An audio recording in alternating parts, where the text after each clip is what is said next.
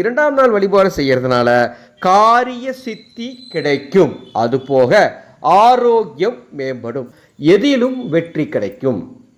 இரண்டாம் நாள் நாம் போட வேண்டிய கோலம் கோதுமை மாவினால் கட்டம் வகையான கோலத்தை பூஜை அறையில் போட்டுக்கொள்ளுங்கள் அல்லது பூஜை செய்கிற இடத்துல போட்டுக்கோங்க. இரண்டாம் நாள் நீங்கள் பயன்படுத்த வேண்டிய நிறம் மஞ்சள் நிறம்.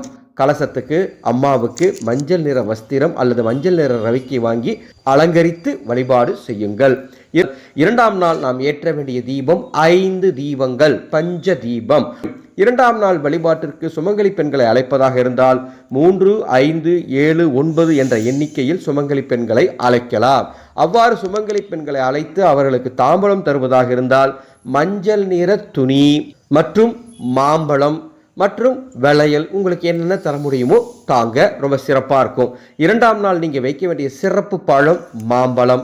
இரண்டாம் நாள் நாம் அம்மனுக்கு வைக்க வேண்டிய நெய்வேத்தியம் புளிசாதம், லட்டு, கருப்பு கொண்டை கடலை சுண்டல். இது போக தேங்காய், பழங்கள், இனிப்புகள் உங்களால் என்ன வைக்க முடியுமோ சிறப்பாக வச்சுக்கோங்க.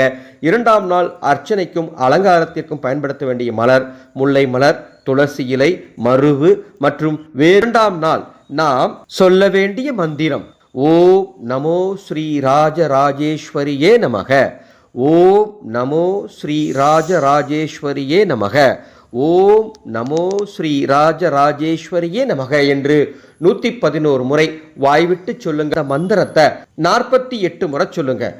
ஓம் தேவி பிரம்மச்சாரிணியை நம, ஓம்